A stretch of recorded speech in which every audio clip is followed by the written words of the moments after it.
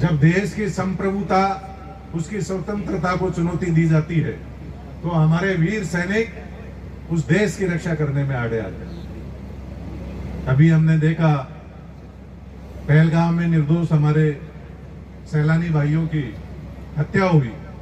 उस कश्मीर में जहां 370 धारा मोदी जी के नेतृत्व में हटी,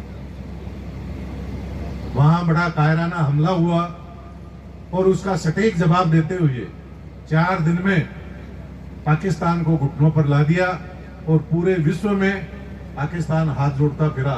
तब जाकर उसे आगे की चेतावनी देकर, और एक बार ये युद्ध विराम है, भारत की कोशिश है कि भारत को कमजोर करने वाले जितने देश हैं उनको भी कमजोर किया जाए और सैनिक शक्ति उसकी बढ़ाई जाए भारत की। इस दिशा में भारत बड़ी ताकत से बढ़ रहा है और हमारे सैनिक भाइयों ने अद्भुत पराक्रम दिखाया और 4 दिन में पाकिस्तान में सटीक निशाने लगाए।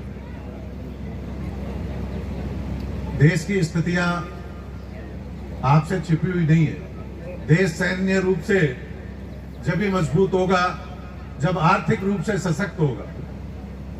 हम अपने मकान जब भी बना पाएंगे जब रोटी कपड़ा अपना पूरा होगा, उसके बाद मकान का नंबर आएगा। तो सेना चलाने के लिए, सैन्य बल बढ़ाने के लिए देश की आर्थिक स्थिति बहुत ही मजबूत होना आवश्यक है। और मुझे ये बताते हुए बड़ी खुशी है, आजकल सब लोग पढ़े लिखे हैं, सोशल मीडिया जुड़े हैं, सब तरह से जुड़े हुए हैं।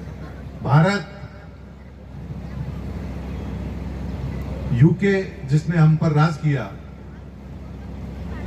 इंग्लैंड को पीछे छोड़कर 5वें नंबर पाया और अब जापान को पीछे छोड़कर आर्थिक स्थिति में भारत 4थे नंबर पर आएगा। बहुत जल्द, शायद इन 5 सालों में ही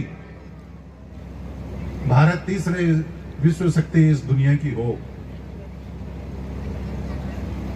इस सरकार में चाहे राफेल हो, चाहे स्वीडन की पनडुब्बियां हो, और चाहे गोला बारूद, चाहे उत्तम किस्म के हथियार, मोदी जी के शासन में कोई हथियारों की कमी नहीं रखी।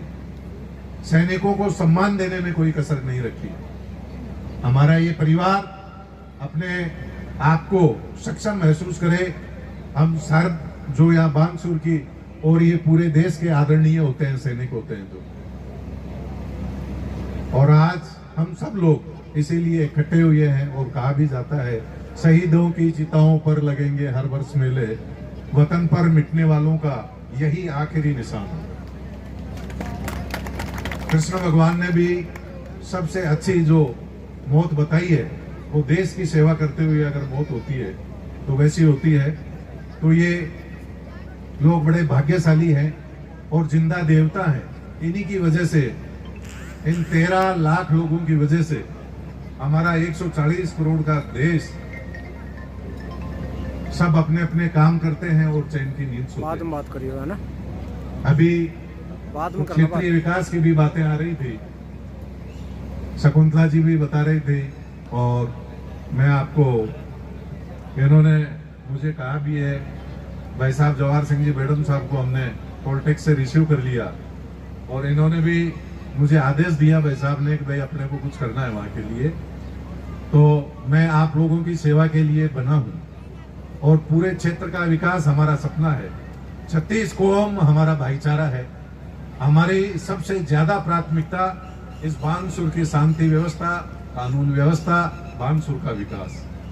और विकास में मैं ज्यादा नहीं कहूंगा, लेकिन मैं आपको विश्वास दिलाना चाहता हूं कि हमसे पहले भी विकास हुआ, सब जगह सब लोग करते हैं, लेकिन मैं लंबी लाइन खींचने में विश्वास रखता हूं। अभी मुझे 1.5 साल हुआ और 150 करोड़ के यहाँ सड़कें आप लोगों के लिए पास मैंने करवा दी।